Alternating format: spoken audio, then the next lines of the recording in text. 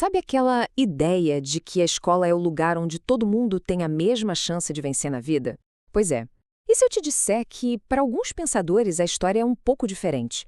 E se a escola, na verdade, acabasse ajudando quem já sai na frente? Vamos mergulhar juntos nesse debate olhando para as ideias de três figuras que foram essenciais para a gente entender essa confusão. A pergunta que não quer calar é essa. Parece até um contrassenso, né? A gente parte do princípio de que a escola existe para igualar, mas a realidade muitas vezes mostra outra coisa. É um paradoxo que está bem no centro do nosso sistema educacional e que nos obriga a repensar o que a gente entende por mérito, por sucesso, por justiça. Bom, para começar, vamos direto ao ponto que talvez seja o mais incômodo. Vamos falar do trabalho de Pierre Bourdieu e Jean-Claude Passeran. A grande sacada deles foi mostrar que, muitas vezes, a escola não está quebrando o ciclo da desigualdade.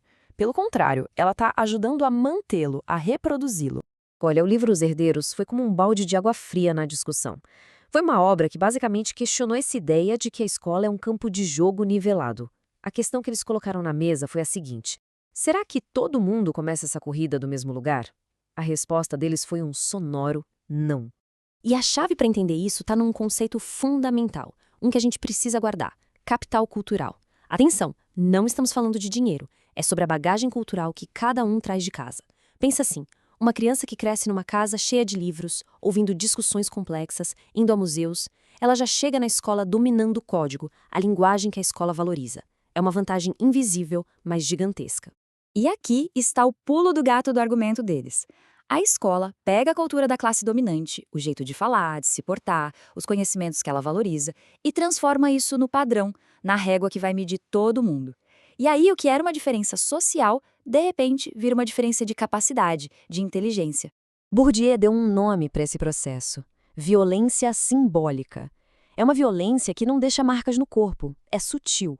Acontece quando, por exemplo, um aluno que usa muitas gírias é constantemente corrigido e, com isso, aprende que o jeito de falar da sua comunidade, a sua cultura, é errado ou inferior à cultura da escola. É uma forma de dizer: o seu mundo não vale aqui dentro. Ok, mas será que a gente é só um reflexo da nossa família?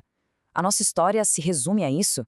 Bom, aí entra Bernard Lahire, que nos convida a olhar o quadro com um pouco mais de zoom, mostrando que a realidade é bem mais cheia de nuances.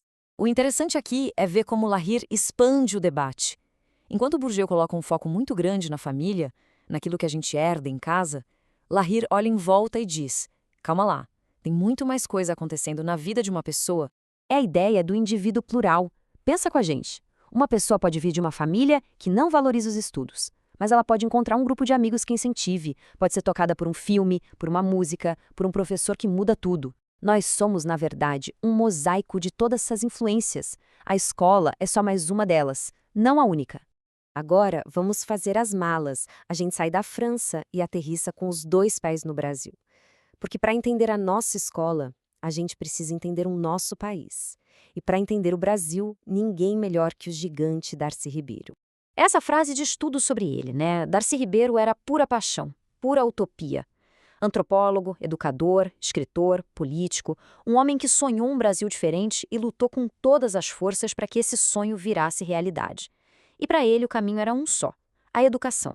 A vida dele foi uma sucessão do que ele chamava de fazimentos, grandes projetos. Da criação da UNB, lá nos anos 60, até a redação da nossa LDB, a lei mais importante da educação brasileira, nos anos 90, ele nunca parou.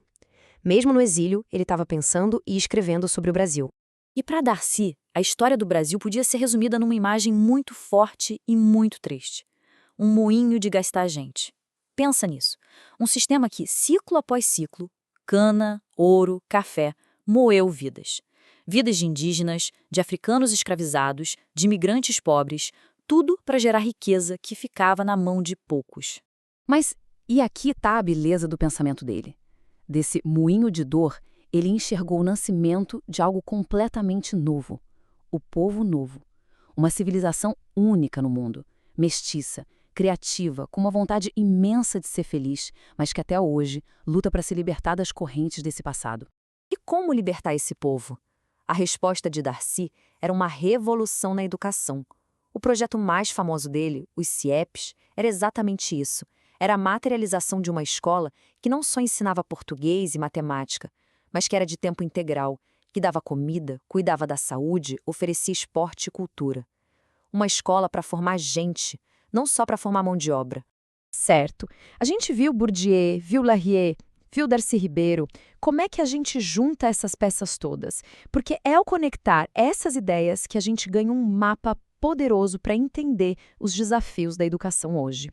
Olhando para esse quadro, a gente consegue organizar as coisas.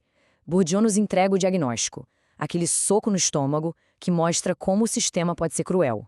Larry vem logo depois e nos lembra que as pessoas são complexas, que a vida é maior que a escola.